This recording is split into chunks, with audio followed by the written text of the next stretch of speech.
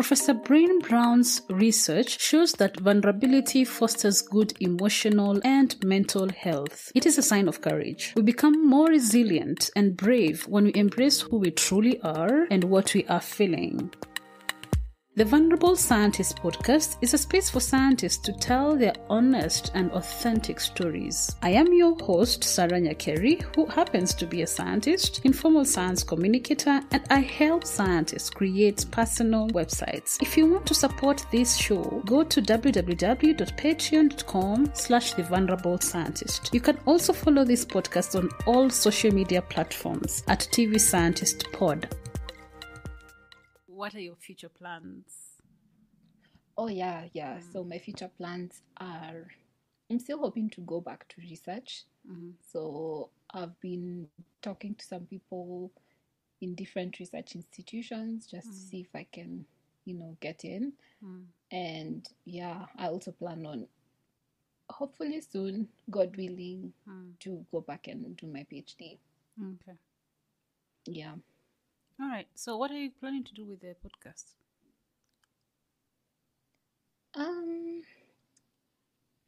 For now, I'm still just trying to grow the audience because I feel like you need a bigger audience for you to actually be able to effect any real change. Because if you're just having your 5 listeners, then there's not much you can really do.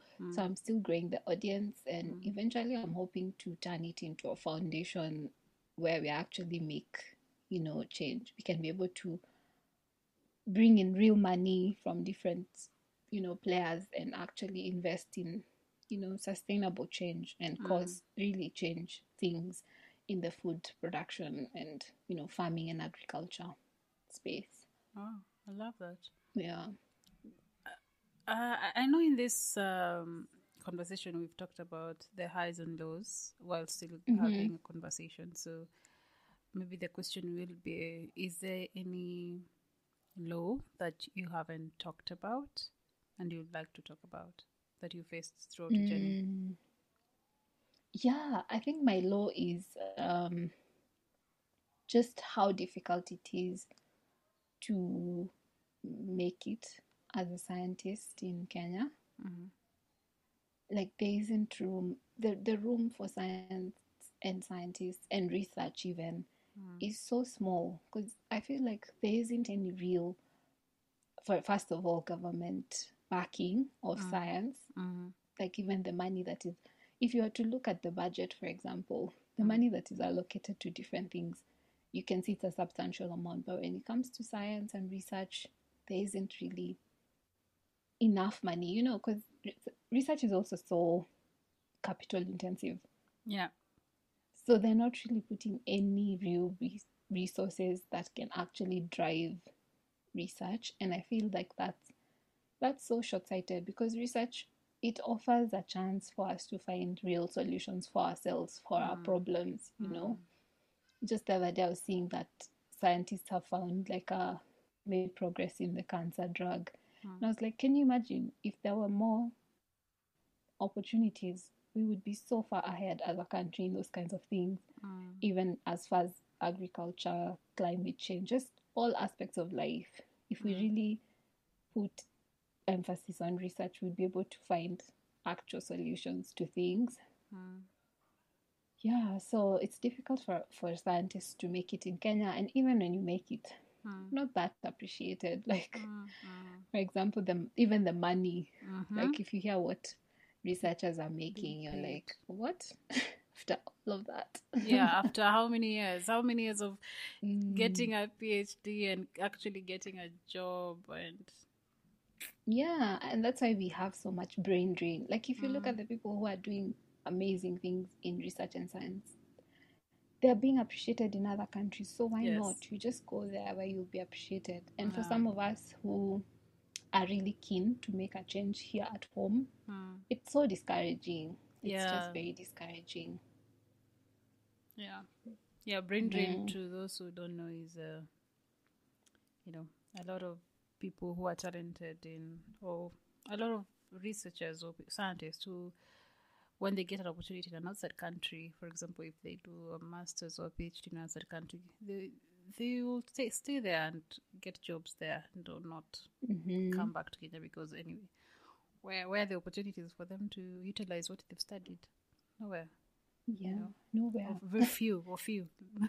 You have so outdated labs. And I was talking to another friend of mine who is also a scientist who does, let me just plug him, the African scientist. Brian. We're talking about Brian. Yeah, Brian. Have you had Brian on? Brian is my friend. No, that's what I was actually listening to before this podcast. I was trying to listen to that, and I saw you guys were talking about the African Genome Project. Yeah, the African Biogenome Project. Yes. Yeah. So we were talking about just how even the facilities that we do have for research here, they're so outdated, you know. And for me, for example, I've had the chance to do science in one of the most sophisticated countries, because I mean China, they're just so advanced in research. Yeah. And then you come to a Kenyan lab and my God, you could cry, because even the machines are dated. It's just, I don't know, it's a very unfortunate Are there situation. even machines? For the one machine that you find.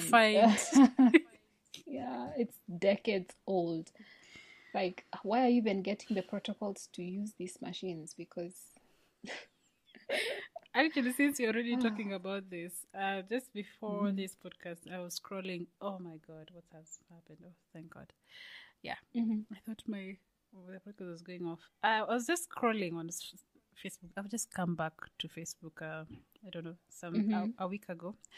When you're talking about being off a job and now concentrating on your podcast, that's what I'm actually doing right now. I just finished my contract a week ago or so. wow. Yeah, or more. So I am now in that space of, do I look for a job? Which kind of job? And do I concentrate on the podcast? What am I getting from the podcast? Because of course it's not giving me any money. So you really have to think about the money as well. Yes, exactly. So when I was doing that, I thought, let me go back to marketing my podcast, and that's how I came back to Facebook. I haven't been on Facebook, I don't know, for 2 years or so. So I saw I was in Technical University of Kenya, and I saw this post. Yes, it's from Tuesday. Safaricom Foundation, through Pamoja Project, today officially handed over a refurbished N313 laboratory to the university.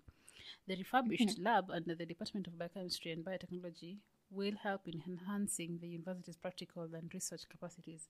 About 1 million was spent. Then there are pictures. There are pictures of the Safaricom thing. Renovation lab was funded by Safaricom Foundation. That I can see one of my previous directors from the school and previous lecturers. They are clapping hands. And the picture of that lab. And I'm like, what have they done? What is this? Where are the machines? Where is the machine? I was waiting for something, but I can see the same sinks that I used to use, the same sinks, the same. I don't know what this is though. I think probably they installed the Bunsen burner, of which I can't see it. I don't know what exactly they did. I can see just I think it's a projector. I don't know. I do not know what they've added here. I don't know if it's the seats, because I can see the seats are now raised. They are not the smaller seats that were used to be in that lab. I do not know what they've done in this lab, but it looks brighter. Maybe it's the light they added. I'm not criticizing. I've not been. And that thing that looks like a project. I don't know what it is though. So I'm not criticizing. I'm not and appreciating what they've done. I'm imagining maybe it's just the refurbishment of how it looks in general. But I saw comments. I just read comments. I don't know why I'm plugging this thing here. It's so mannerless though. I was reading comments and I was just trying to see who's feeling this, So I can see someone saying nothing new here. Then another person saying, I hope they were able to buy new equipment and new reagents. Yeah. Being a biotech alumni from these reagents had expired 3 years earlier. Then another person says, let them buy reagents now. Like, these are people who understand. They have been in that lab. They have used that lab. That's where I was. And they understand what refurbishment should mean. Adding equipment and adding your funding, getting the reagents. Because you can have a functioning lab without you can even have machines, but without reagents, you can't do anything, really. But you know what? I think with reagents, funding of a project at a university level, I think you can be able to easily get the reagents. What Safaricom, because Safaricom is such a huge organization, and I mean they make super profits. Yeah. Why not buy some of the equipment? Because the equipment is where the real money is. You know, huge millions of money. Yes, it's million. In fact, when I heard that they only spent $1 million, I'm like, what did they do? What do you mean? 1 million is not enough to buy 1 million takes care of the people who worked on that project. Is it that PCR thermocycler thing? You cannot buy. Let's search PCR. Truly, what costs $1 million in a laboratory? Machine costs.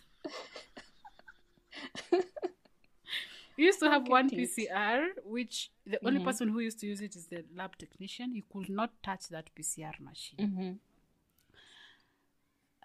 Let me see the price, since we're already discussing this. Oh, I can't see. I don't know. Anyway, I should plug this. Since we're talking about it, I wish I could get it right now. But I can't get. Oh. Anyway, whatever. So, that's what I wanted to add. Like, there isn't much when it comes to contributing to what we have in terms of, especially the facilities that are there. Like, even if you want to work for free and do your research, like if you want to do your project as an undergraduate or a master's student, there isn't much you can do with those labs that are there. You can't.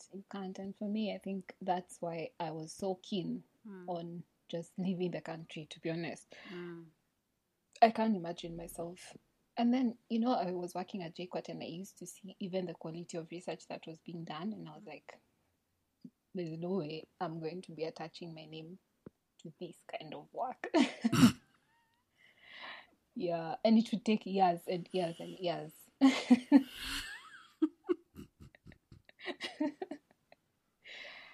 No. Let's just laugh about it and not say anything about that. Because, anyway, it's just horrible. Yeah. So, is there another law that you've faced?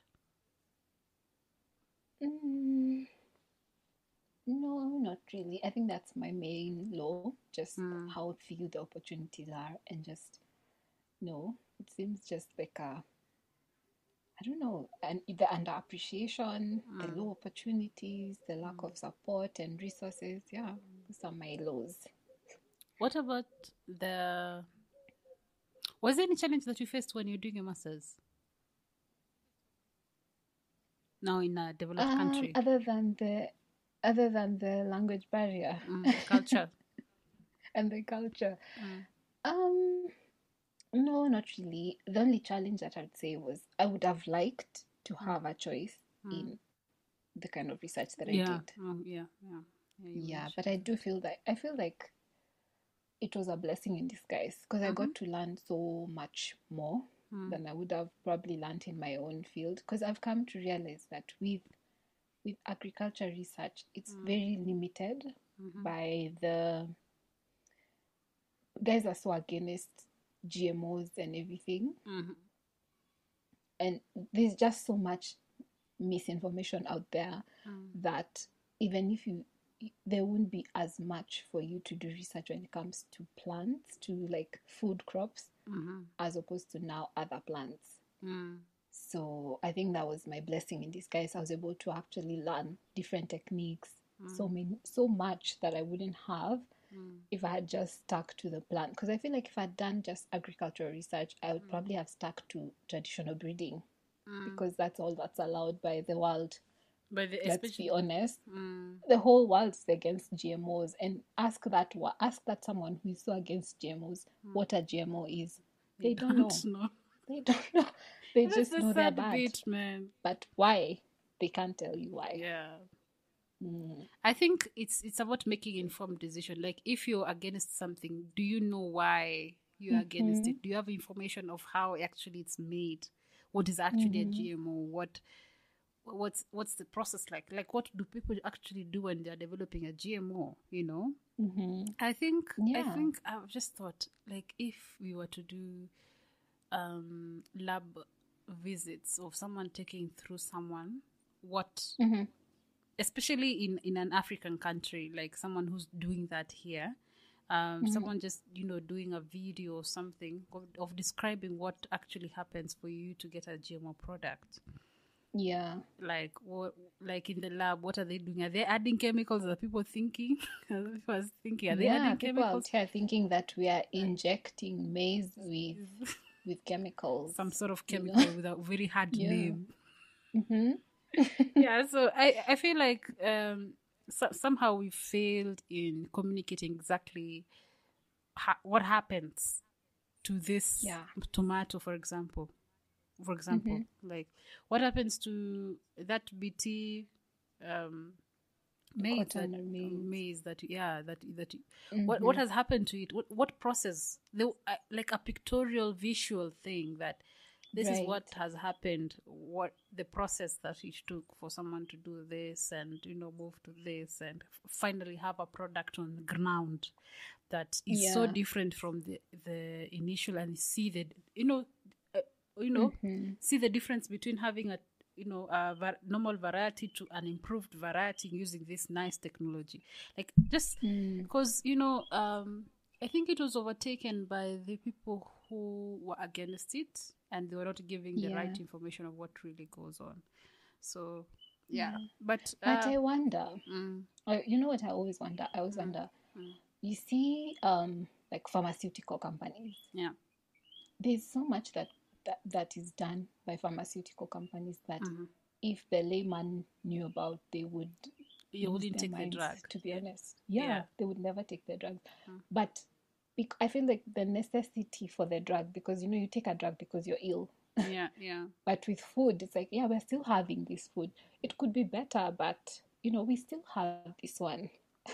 And you don't see the struggle of the person of food crops. There's just no room. And you don't see the person who is struggling to get that food because the yield is not good, the nutrition basis is not good, or you don't see we don't see the problem, really. I think it's the problem that we really don't see. We really don't see we don't see how it's projected that in the next couple of years the world population will be way more than this, and we're already not sustaining ourselves. So what about then? How are we then going to sustain ourselves at that time? There's such a need, but people don't really understand it. But I also agree with your point on communication.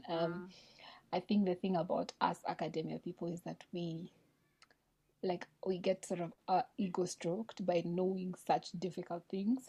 So if the layman are able to understand the difficult things that we know, then how then do we stand out as scientists? Like, I read somewhere that actually it's a friend of mine who was telling me that with like when you're writing a scientific paper, you can write your science. You know how you said that I am good at communicating science? You can easily communicate the science in a research paper in a way that other people will understand. But no, you have to make it as complicated as possible for you to be a real scientist. Language. But then that's what I actually said in one the thing that I won previously about communicating science. I said, like, before the context. Okay, there's this context that I was part of, that you communicate your science in 3 minutes in a lay audience, and they understand what you're saying. And I had a project to explain to a layman. It was very technical. It's a very upstream discovery work of vaccine. So while explaining my project, in normal seminars, and this is a fellow scientist. It was very hard to even explain what exactly I'm doing because I was using the most complicated words, just to sound like a real scientist, smart. You know what you're saying. Then, when I used simpler words, it doesn't really make you less of a scientist. It makes you actually a great scientist because you can actually communicate what you're doing. Because if you can't communicate what you're doing, what the fuck are you doing? Exactly. Yeah, your friend you're saying? Yeah, so that's what I was saying. That as a scientist, it's important for us to seem very scientisty, and therefore that really impedes how we communicate science with other people. Yeah. Okay, great. All right, so I would like to ask you more questions about the podcast, but I would like to know about the highs first, of like the things that, because we've mentioned them in passing, but what are the highs that you've not mentioned, or the highs that you'd like to put a spotlight on in your journey for the podcast?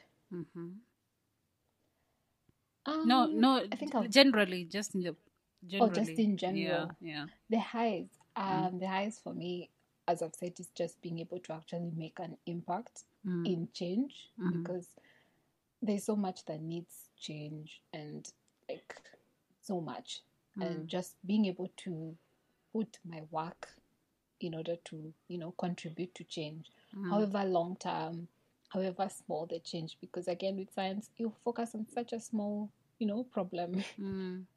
But however small the change, however slow the change, you're able to really effect change. And that's, I think for me, that's my biggest high.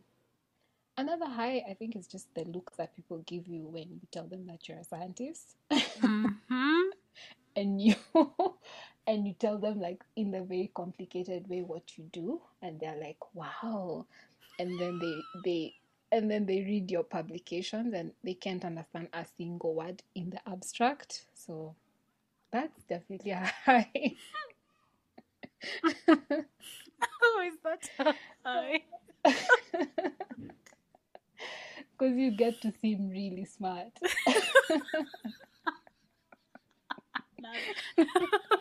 I've never heard anyone say this, and that's so real, man. I don't know. For me, I don't know. I've never thought about it like that. Like if you say you're a scientist. The reason why I'm saying that, so where that came from for me was, so I remember my last publication. So I had my paper published, and I remember at the time when I got the email that it was going to be in the whatever issue, you know how they send you that email. And then I remember I was with my family, and I remember showing them, and they were like, wow, what is this? What? Just the shock and confusion about something that you know so much about. Yeah.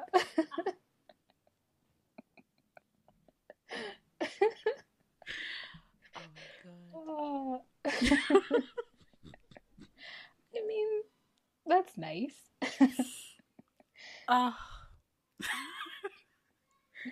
I find it frustrating when I find it frustrating when someone,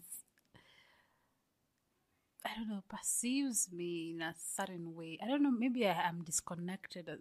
I don't know. Like, I feel very uncomfortable when someone...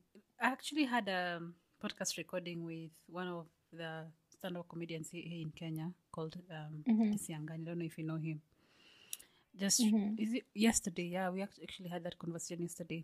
And I don't know, when he was talking to me, I felt like he was talking to me like to a scientist, not to a normal human being. Like there's certain small references he would make, and I'm like, no. It makes me uncomfortable. I feel like, yes, I'm proud to be a scientist, but sometimes I feel like it creates this bridge when I mention. And actually that has made me think about renaming this podcast to some extent. Because, I don't know, it sounds scary when there's a scientist at the end. And then but it's so funny that you're saying the opposite. Like, it makes you feel good that, people look at you and, and be like, wow, you're a scientist. Oh, that's so that. cool, Yeah. Did you used to watch The Big Bang Theory? Because for me, I think so. It's this series about like physicists. So they do like astrophysics, just really complicated stuff. And for me, I really used to just admire how they can have conversations about such abstract ideas. So for me to now be able to have those conversations about abstract ideas, yeah, you feel good about it. I feel proud. Wow, I love that. I've never thought about it like that though. Another high. Let me think. I don't know. Another high would probably be. Hey, are you still there? Do you want to drink water? Oh, okay. I feel like you're struggling. And to clear my throat. Excuse me. Okay. I think it's better now. So another high would probably be that I get to do something that I really enjoy. Yeah, because I really enjoy just research and science and all that. So that's a high for me, because I have also recognized that a lot of people are not doing the things that they want to do. They're just pushed to do things because that's where they ended up. Yeah. Yeah, and then they end up like later on trying to figure out what's your passion and everything. And there's just, you really can never do anything at 100% if you're not passionate about it. I feel like. Yeah. Yeah. And people say that people who end up in science, who end up to pursue a science degree up to the end, are people actually really passionate about it. Because, without passion, you can't really push through. You really cannot. Yeah. It's difficult. I mean, I'm finding it difficult. Yeah. As I was saying, me and Brian were saying now on that episode that it's difficult, and there's no two ways about it. It's really difficult. So if you're not passionate about it, then I don't know. You can't do it, really. Imagine, before, I think I've even said this thing before in this podcast. When I wanted to do a master's, when I wanted to pursue a master's, I was doing a survey online on the LinkedIn, and I was using LinkedIn. I was trying to see, okay,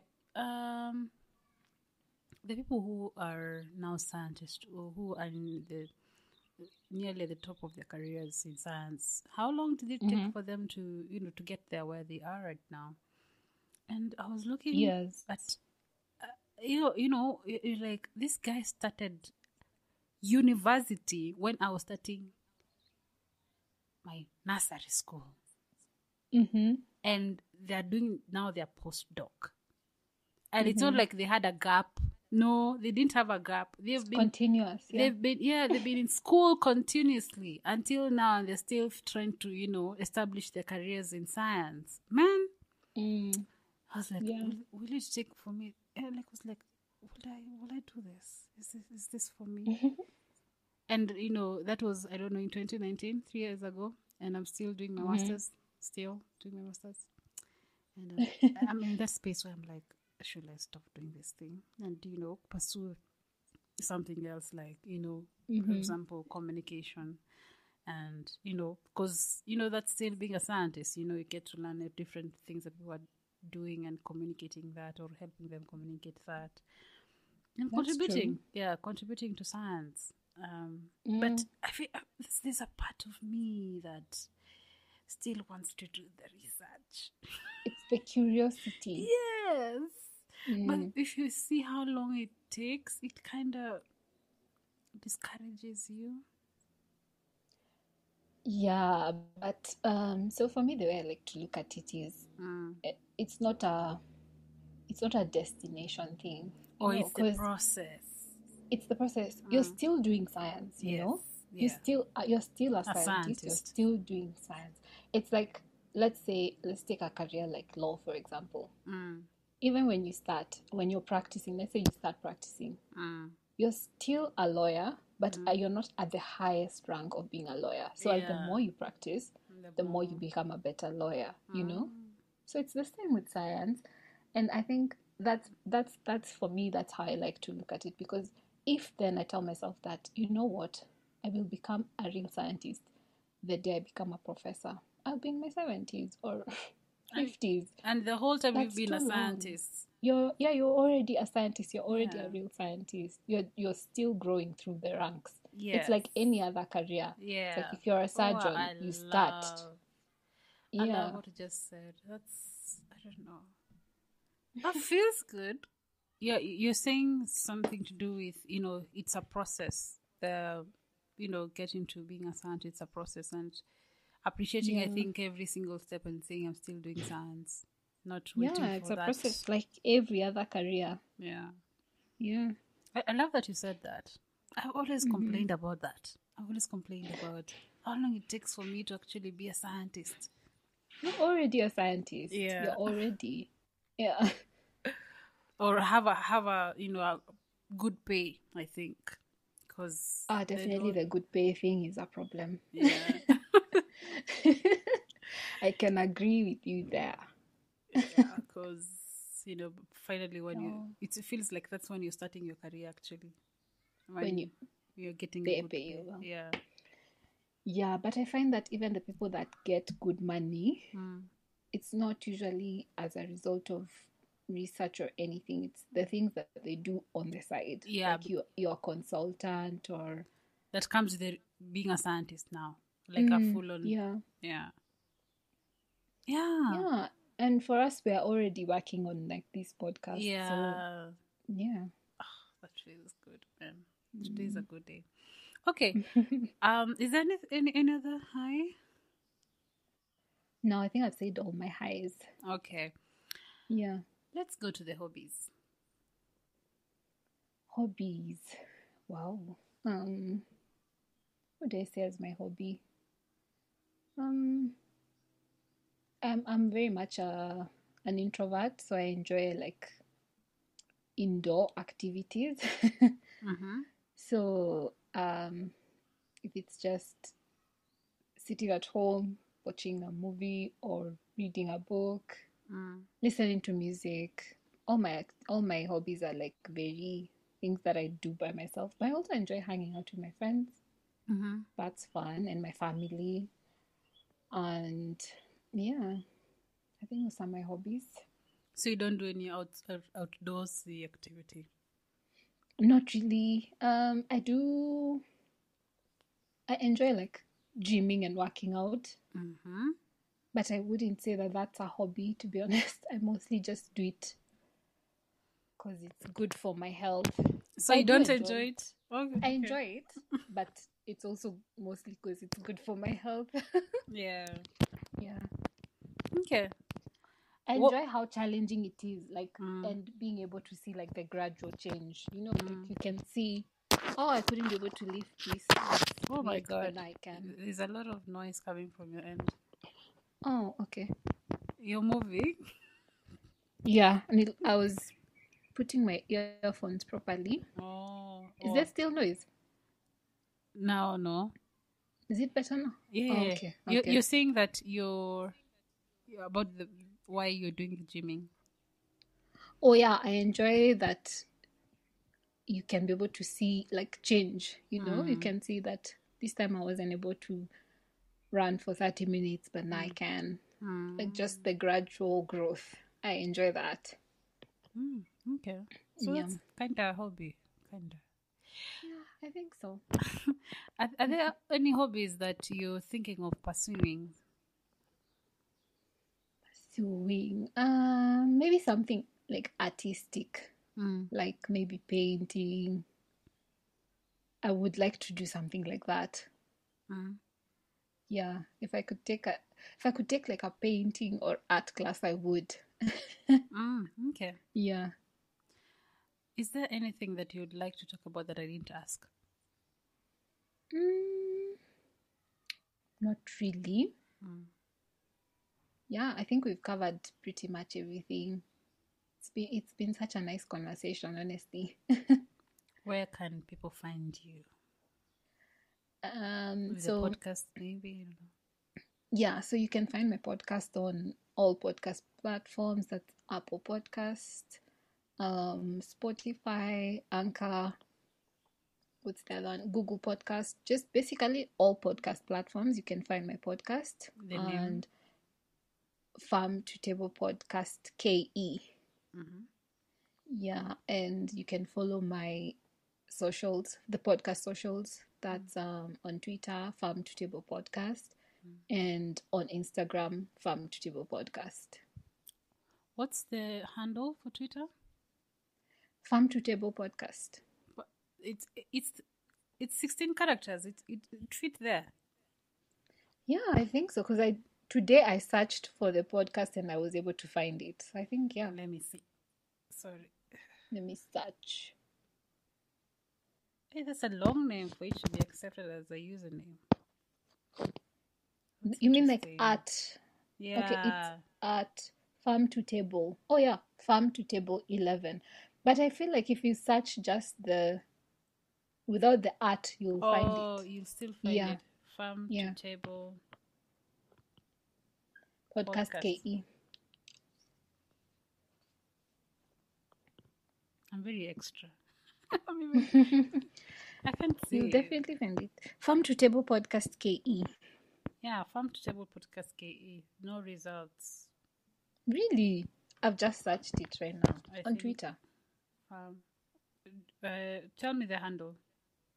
The handle is at Farm to Table 11. Farm to Table.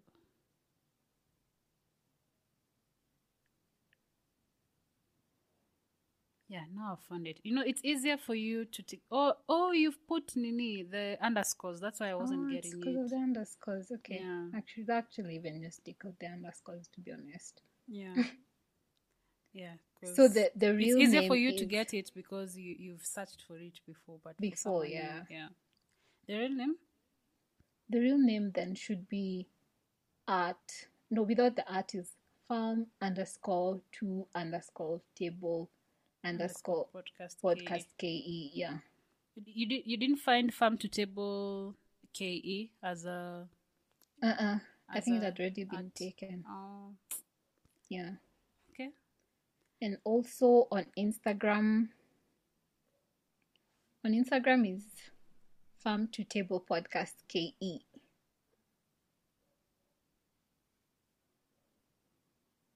Farm to Table Podcast KE. I hope as we're doing this, someone else is also doing that to find you there. I hope so. So you live stream your episode then? No? Why? Oh, okay. I was Why? just wondering. Because I thought you live stream it so people are listening as we No. go. No. It's too much. No. I don't. Okay. But I don't really edit much. Yeah, I don't edit out things much. I like just okay. getting the way it was. All right. So thanks for coming into this podcast. Maybe the last question is, what do you feel? How do you feel after having this conversation? Wow, so much better. Mm-hmm. It's been so nice speaking to someone who, understands. As a scientist, I don't know, I feel like there are challenges that only scientists can speak to other scientists about, and they understand. So it's so nice to speak to someone who is like a kindred spirit and understands that to be in the same career. Yeah. Someone who is in the same career. I feel like sometimes you can speak to people in different careers, but they really don't get the challenges, especially. Yeah, so I feel really good and I'm happy. I'm happy that you invited me, and thank you for finding me a worthy guest to speak to.